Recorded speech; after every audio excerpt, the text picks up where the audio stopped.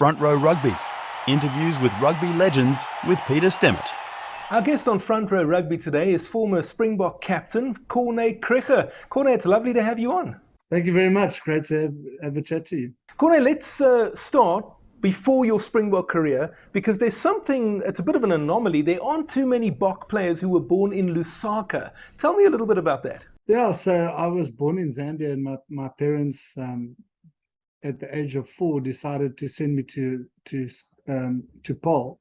Well, they actually were looking for schools. They started at Grey College in Bloemfontein, which is a little bit closer to Zambia, and made their way down to Cape Town, where they applied to Paul Boys High and to Paul Gym. And my grandparents at that time, on my mother's side, were living in Paul. So they decided to send us there. And we, Paul Boys High answered first. So I went to Paul Boys High, and yeah, the rest, as they say, is history. But it wasn't very easy to go to school in Paul at the age of 4. That far away from here. I can just imagine. Okay, let's fast forward then to 1999 when you made your debut for South Africa against Italy, and you also skippered the team on that occasion. How special was that for you?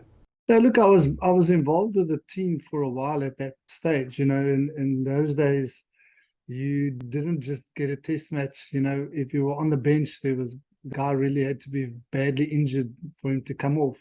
So in the end, I'd been involved with the team for quite a while.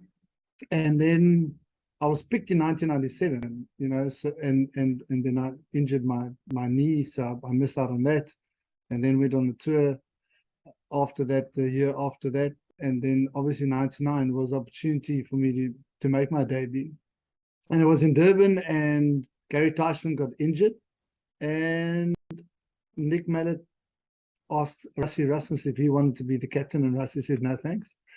And then he came to me and said, "Corne, do you want to captain the team?" And I just said yes. I didn't even think about it, So it was a natural progression from all the teams I'd captained up from there. So yeah, to captain your team on a debut is a Springbok team on a debut is not an easy thing. But often, you're mostly thinking about the team and the referee and what you need to do, and not focusing on your own game. But luckily, we won that game by 101-0, which was a record at the time. Not a bad first test match as skipper. But then things did kind of go in the opposite direction, not for you as a captain, but for the Springboks, because just a few test matches later, we were beaten quite badly in New Zealand, 28-0. But it was only 6-0 at half-time. What went wrong in the second half of that test? A lot went wrong beforehand. Things don't just happen on the field. There's a build-up to certain things that happen, and I'll never forget. It was my debut test match against the All Blacks in New Zealand, and I played a full 10 minutes of the game where I bust my knee again, and we had 2 very young players in our team, Ghafi and Van Huislen. Dave Van Huislen and Ghafi, and Ghafi the toy played at Flav, and so they're young 9 and 10, and very talented kids, but obviously not the experience. And when you play in New Zealand, it's very difficult, and we played them in Dunedin, the House of Pain. So it was the House of Pain for us that day. But just the build up to the game and the pressures that come with playing in New Zealand, I think, as a collective, as the coach, the players, everybody got a bit of stage fright and got a bit, nervous and made mistakes. And in the end, when you make mistakes against the All Blacks, you pay for it. You mentioned the injury there against the All Blacks and ultimately missing out on the 1999 Rugby World Cup. I'm keen to hear from you, given that Nick Mallett spoke to you about or offered you the captaincy ahead of that Italy test match. Was there any talk of you possibly captaining the team at the World Cup? In the end, it was a possibility, but nobody knew that Nick Mallett was going to not pick the Gary Teichman to go to that World Cup. Everybody thought Gary Teichman was a shoo-in as the captain, but Bobby Skinstad was playing really well at the time. But if Gary Teichman wasn't there, I would definitely have been in the running. And in the end, they opted for Just. And then Jus was in that team that I captained in 2003. So, it's you never know what happens, but the timing of the injury was just at a very bad time. You were back in the side in 2000. It's interesting to me that the latter stages of the Nick Mallett era featured a lot of heavy defeats down under in the Tri-Nations. Why do you think things went wrong? I think you work with a team for a long period of time, and then a lot of the older guys start leaving. And that's what happened with us. The likes of, I think Gary Pagel, Gary Teichmann, Just was getting towards the end of his career. Andre Venter. There were a whole lot of very, very good senior, experienced players that were at the end of their career. And at a certain point, you have to make a decision as a coach and say, look, I'm going to pick some young guys. And he picked the young guys, and with that comes a couple of hidings first before you get that experience. But you've got to bleed them somewhere. If you look at 2003, we took 2002 on the end of year tour. We took Bakis Botha, Jean de Villiers played his first test match. Skalkberger was in the mix. All those guys were young kids, and 4 years later they won a World Cup. So it takes 4 years at least to bleed a good Springbok player. At some point they have to make their debuts, right? So Nick Mallett obviously was out after that 2000 Tri-Nations. In came Harry Viljoen. I think it's fair to say that the performances and the results remained mediocre throughout the Viljoen era. You obviously played under Harry as well at Western Province. How did you experience that era? We had a very successful era at Western Province, but Western Province and Stormers and provincial rugby and let's call it Super Rugby is very different to international rugby, and to be successful in one of them at the bottom levels doesn't mean you're going to be successful when you go one level up. So Harry was a businessman who understood rugby and who understood business principles, and he wasn't wrong in putting in sort of business principles into rugby. But sometimes, sport is different to business, and sometimes business is different to sport. So I think the most important thing is that as a coach, you have to be able to get people together and get them to play for each other. And that was, I think, maybe that was one of Harry's weak points. That he just couldn't get the team to be a happy team in a happy environment. So I went from Nick Mallett to Harry, and then to Rudolf. I'm glad that you mentioned Rudolf there, because that was where we were going to go next. His first two tests in charge were against Wales, and Bobby Skinstad was the captain for those two matches. And then you became the captain after that. What was the story there? Bobby and I played together at Western Province, and I've got to give him the credit. He said, look, let's have a meeting and talk about it.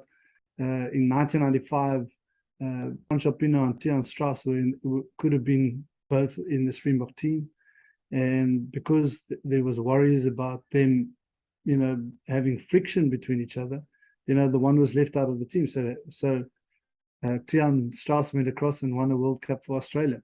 So Bobby and I decided, look, we don't play the same game. We don't, we don't compete for the same position. So we can. If we're both in the team, we can both be an asset to the team. And that was for two young guys to decide that. I think that's quite a mature decision to make. And we always work very well together. So when I was injured, he was captain. When he was injured, I was captain. And that's how our whole career basically went, So I think I was injured at the time when Bobby captained in those first test matches. But then later, I came back as captain at Western Province, and then, in 2000 and 2001, we won the Currie Cups back to back, home and away against the Sharks, and Rudolf was the Sharks coach. So maybe he decided he thought Corne is a better captain. Absolutely. Okay, Corne. So after Rudolf Straueli's June Test series, as we said, Wales, Argentina, and Samoa at the time, came the Tri-Nations. Two defeats down under, a defeat against New Zealand in Durban, and then there was quite a memorable win over the Wallabies at Ellis Park. But in spite of those defeats, the performances weren't actually that bad, and it was actually quite encouraging, as I recall. But then, end of year tour 2002, and I know you know where I'm going with this, but before we get to Twickenham, the defeats to France and Scotland, the performances weren't necessarily the best, but do you think, or how much do you think end of year fatigue played in those? Yeah, no excuses. To be honest, there's no end of year fatigue when you play for the Springboks. You go over there and you go and play as hard as you can. And the big thing is that we took a very inexperienced team across. There were a couple of the players who made their debuts on that tour, and I think there's one or two players that actually only played one Test match in their whole life, and there was on that tour as well. So, we had a very inexperienced group of players. I was injured, and Rudolf asked me to come on the tour because we lacked experience, and he needed some experience in the team. And even though I was still relatively young, I went, but I just had an operation on my thumb, so I went on the tour. But to be honest, we were a bit like a lamb to the slaughter in a way, because we were very young and inexperienced, and the older guys had been left. Some of them been left out, and some of them were injured. So. Yeah, I think Rudolph's philosophy was that he wanted to bleed some young players. It was a year before the World Cup, not even 8-9 months before the World Cup. So, in a way, we knew we were going to get some hidings, but we didn't expect them to be that big. All right, speaking of a hiding, 53-3 against England at Twickenham. I know you discussed it in your autobiography, The Right Man at the Wrong Time, but for the purposes of our viewers, what happened that day? Yeah, so I actually talk about it quite a lot. It takes a couple of years to recover from the biggest loss in Springbok history. Luckily, Eben Etzebeth now has that monkey on his back. It took me 16 years. And to be honest, I think 57-0, I think, is the biggest loss now, and that's to New Zealand. But ours was against England at Twickenham. We as I said, we had a young team. We got fired up. Janus Labuschagne got a red card within 10 minutes, so we played 70 minutes with 14 men against guys who were 7-8 months away from being world champions. So we just got a hiding, So in the game, I made a lot of mistakes in terms of just like being over aggressive, because I was so disappointed in some of the younger guys in the group that sort of, you could just see their eyes were big and they didn't know what to do. And when you don't know what to do, just at least try your best, So I was quite disappointed in that, and I thought, I'm just going to try and do it all myself, which can't work on a rugby field. And as I said, I made some mistakes which I regretted for many years, but I've apologized, I think, enough times. I think so. Let's move into 2003 then, the World Cup year. But before the World Cup, the Tri-Nations, and there was another heavy defeat to the All Blacks at Loftus in Pretoria. I spoke to Robbie Kempson, actually. He was a guest on this show a couple of episodes ago.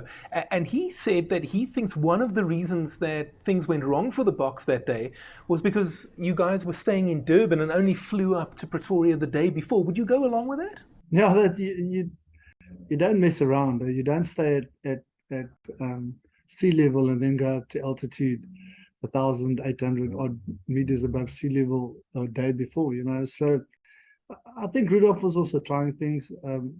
Also, in a way, a relatively inexperienced coach at the time, so he was trying things. And if it had worked and we'd beaten the All Blacks, everybody would have said, "What a genius!" So you're damned if you do, and you're damned if you don't in South African rugby, though. Corne, I know you know what I'm going to ask next. Before the World Cup 2003. There was a little thing that took place called Kamp Staaldraad. What happened there? The principle was right, the principle of taking players away from their luxury hotels, taking them out into the bush, putting them in a sort of military environment where they really struggle, and there's no cell phones, you can't speak to your mates, and it was really hard. The principle's right, that if you have to rely on each other, you become closer, and you understand each other better. You know who moans the most when there's real pressure, and when you're under severe physical strain. The only difference was that, you know, they took it a bit far. There were special forces involved who their idea of physical torture is very different to the general man in the streets physical torture. So I think that was one of the mistakes. And I think, you know, a couple of months out, I think we were 2 or 3 months out from a World Cup. You know, you want to build players up. You don't want to break them down. And unfortunately, these guys just broke us down. A lot of stuff went down that has been spoken about. You know, we did really silly stuff. You know, and as a captain, you know, I'd missed one World Cup, and I knew I wasn't going to make another World Cup. The way I played it wasn't likely. I would never have made that 2007 World Cup. And even if I did make that World Cup, I don't think Jake White would have picked me because I was too small. And one of the things I learned there as a lesson for a leader is, like, you must never sacrifice your morals and your ethics and what you stand for just to make one thing, you know. And the one thing, I really wanted to go to that World Cup. And I make no stories about it, that we were told in no uncertain terms that if you don't make the camp, you know, you will not go to the World Cup. So I stuck it out, you know, and I allowed my players to go through stuff that I probably would never do in normal circumstances, you know. So I was disappointed in myself afterwards. I still see some of the guys' faces when eggs were broken on their heads, and the disappointment and the torture that they went through. And I'm like, yeah, Corne, you could have been better. It wasn't my proudest moment. But, you know, if you learn from those things, and as a leader, you got to come out on the other side better when you make mistakes like that, you know. So it was a big mistake on my side. Hey, if you're enjoying this video, why not hit the like button? Did you or the guys ever lose confidence in Rudolf Straueli as a result? I wouldn't say we lost confidence. You know, you maybe respect in some way. You know, it's like, oh, you know, how do we go through this? You know, and maybe you never know. You know, maybe there's method in the madness, and you go out and you beat England in that pool game as we tried to do. You know, if we'd beaten England in the pool game, we wouldn't have played New Zealand in the quarterfinal, which would have meant we probably would have gone through the semi-final. You know, so I don't think we had a team to win that World Cup, but I certainly believe we could have gone past quarterfinals. But we came up against the All Black team in that quarterfinal that just annihilated us. So we were competitive against England. You know, Johnny Wilkinson at his best was you know, we had them rattled for 70 minutes, and in the last 10 minutes they scored a try and a drop goal. So, you know, to be honest, sometimes you don't know what's going to be good for you. So sometimes if you go through like tough stuff, you never think, you know, maybe we could sneak through this, and maybe it toughens us up quite a bit, and we pull through one game, which was actually the England game. We always knew that if we beat England, we're not going to play New Zealand. So it was always, if we lose and we come second in our pool, we're going to play the All Blacks, you know. So you never know, and you got to go through these things. It's probably trial and error. But I think the way things are run now, it's very different, and there's a lot more player input, and yeah, I'd say, you know, again, that's why I read that book, with the right place at the wrong time. It's just, you always want to play for the Springboks. That's your dream as a kid. You want to be there, but then when you get there, you hope that there's a bloody good era. And the era just before me was great under Nick Mallett. I mean, they won, I think, 17 in a row, 15. I don't know how many. They equaled the world record for the most wins in a row. So I was a part of that in a way, but not 100% because I got injured. I was out for 9 months of that. And then, yeah, the era after me was Jake White, Tri-Nations champions, world champions. You've half answered my next question, actually. I was going to touch on it. As you say, the book, The Right Man at the Wrong Time. Do you have any regrets? Yeah, I do, but regrets, there's nothing positive about regret, I do regret that I didn't stand up in Kamp Staaldraad. Well, I did stand up once when we were in a freezing cold water in the middle of winter in the Highveld. And I got the guys out of the water. And then a couple of gunshots went over our head. So we walked back into the water.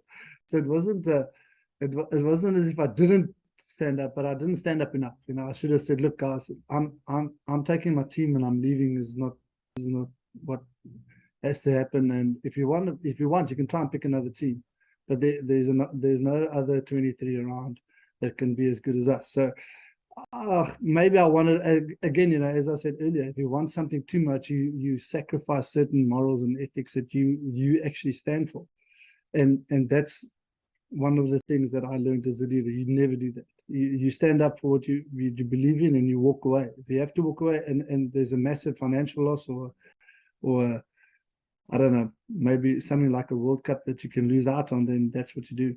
I can't remember, after that World Cup in 2003, did you retire from international rugby there and then? Yes, I did, yeah. So we obviously fell out in the quarterfinals against New Zealand. They were a very good team at the time. And then I came back and Rudolf was fired, obviously. The worst performance in it. We had only played 2 World Cups. On 99 we got to the semi-finals. 95 we won, and so that's the worst performance in Springbok history. So boom, coach is gone, and they were talking about Jake White, and I knew Jake White's philosophy. I wouldn't have fit in there. So I thought, you know what, I'm 29 years old. I'll retire from international rugby, go overseas for a couple of a 2-year stint, because I always thought I was going to stop playing at 30 anyway. I put it in my mind that I was going to stop playing at the age of 30. Just the way I played, because I wasn't a very big guy, too overly aggressive and just like punch way above my weight category. So yeah, so I retired from Springbok Rugby. Corne, you've mentioned Jake White twice now, and his philosophy, and i.e. bigger players. I take it you have quite a strong opinion on that. Yeah, at the time, Hendrik Rousseau was probably one of the better open side flankers in the world. And Jake White just said, no, he doesn't need a fetcher. He needs somebody to fetch beer from his fridge. And he didn't pick him, and it's a pity, because if you look what's happening now, not a lot of people know this, but the overriding rule of rugby, well, maybe I must take it back. The only reason why I know this is because I was injured for 9 months, and SA Rugby only had to pay me for 6 months. So they said, you know what, jump on the plane in December with all the referees, and you go to the referees conference in Australia, Bondi Beach, and I made my way there. So this is the only reason why I know this. Not a lot of people know. The overriding rule of rugby is the following: is that rugby should be a game played by people of all shapes and sizes, which sounds like a very basic thing, but it's a very important thing, because if you depower scrum, all the fatties will be out, all the props will be out. If you change something in the line-out, they'll take the tall guy out of the line-out. So whenever they look at the rule, when they look at changing a rule, they always look what effect are they on the size of people within the team. If you look at rugby league, it's not very different to our game, but they're all the same size. There's no size variation. They're all pretty much the same size. Socky, very fast. So they all pick one size fits all type of guy, So that's the amazing thing about rugby. With different shapes come different personalities, come different ideas. And so picking small guys now, if you look at it now, I mean, picking small guys is a trend, because the small guys, from day one, they learn how to evade tackles, So, I mean, Kurtley, Orange, you can name them. All the small guys, are there, Kwagga Smith Is a great example. Gareth Smith's not a massive, big, burly loose forward, but boy, can he run, and he can make a difference. So loose forwards, scrum halves, and wings. If they don't have to be big to be good, and I think that's the lesson that we've learned over many years, where we're obsessed with size. Suddenly now we can pick a guy like Krige Aronsson. Corne, during your era, England obviously were the team that emerged as the world champions. The All Blacks were, they're perennially strong. The Wallabies were very good at the time because they would have been the 99 world champions that won the Tri-Nations 2000, 2001 as well. Out of all of those great players that you came up against, who would you say was the toughest? It's a very interesting question, because when you ask South Africans, who's the toughest guy you ever played against, they often talk about a New Zealander or a guy in England that they played against that was tough. But to be honest, I played it in the back end of the amateur era and the first year of the professional era, which is 1996. And the guys like Audrey Geldenhuys and Elandre van der Berg, the guys from the Eastern Cape, surely they don't get harder than that. Audrey Geldenhuys annihilated people. His fist was as wide as your head, and if he hit you, he knocked you out. It wasn't even a joke. And those days, you could actually still punch guys on the rugby field. So, by far, the toughest guy I played against was Audrey Geldenhuys, because just how dirty he was and how scared I was of him. And then if I look at tough in my position, because I was an open side flank, and I based my game on the New Zealand open side, because I knew I was too small to compete at any other level. If I played open side, I could get to the ball quickly, I could steal ball, I could slow ball down, etc. So Richie McCaw was coming through the ranks in my era, towards the back end of my era. Josh Kronfeld, when I started playing, I played against him. He was amazing in that 1995 World Cup. He was just an incredible player. But yeah, I based my game around their style of play and how they get to the ball. So it really was a case of I try to be an open side flanker, even though nobody picked open side flankers in South Africa. And our open side flanker played with a number 6 on his back. In New Zealand, they played with a number 7 on their back. So we were very different. It's always been an interesting distinction that for me, the different numbers on the back, South Africa and New Zealand, in terms of the open side flanks. Corne, I think that a lot of this conversation has had a bit of a negative tone, when we spoke about those defeats at Twickenham, Loftus, the 03 World Cup, Kamp Staaldraad and all that. So I'd like us to finish on a high. So I'm going to ask you to share with us a memorable, funny moment from your time with the Springboks. Jeez. There were quite a few. When you go on tour and you travel in hotels, you travel around the world and you stay in these hotels, there's always characters within the team, and there's always lots of fun to be had. But I think about the wins on the field, and in a very specific game, one of my highlights, but it wasn't as a captain, was or it could have been, I can't remember, as we beat the All Blacks 42-40 or something at Ellis Park. Robbie Fleck scored 3 tries, and you think about those moments where it's like it could have gone, we could have lost 42-20, but it's just one of those days where things work for you on the day. Your plans work out. You manage to hold on to the ball when you shouldn't hold on to the ball, and you score the tries, and it was just, but if I look back, which is incredible as the human mind is you forget all the bad stuff, you forget all the Kamp Staaldraad horrible stuff, you just remember the good stuff. You remember the tours and the jokes and on the bus and just maybe one story I can tell you that we in 1998, I think, Nick Mallett was still involved. So we went on a tour. Those days you played Wednesday and Saturday, Saturday for 4 weeks, and one of the guys in our team, I'll think of his name now. He was in the reserves all the time, and the reserves at that stage, as I said earlier, he never really got onto the field. I mean, a guy nearly had to die for you to get onto the field. So Philip Smith was the guy's name. He's a flanker, big guy, and a really good, funny guy. And when you get onto the bus, you have a number, not your number that you're playing. It's alphabetical order. So when you go on tour, there's 32 odd guys, and they alphabetically you get your number. So I was often number 15 because, K was somewhere in the middle under Krige. Anyway, so as we got on the bus, everybody was on the bus. They said, guys, number. So number 1 to 32. And this is the third or the fourth week. And Philip Smith had been holding a bag, those tackle bags for 3 or 4 weeks, and he'd probably had enough. And everybody shouted out their name, and he shouted out.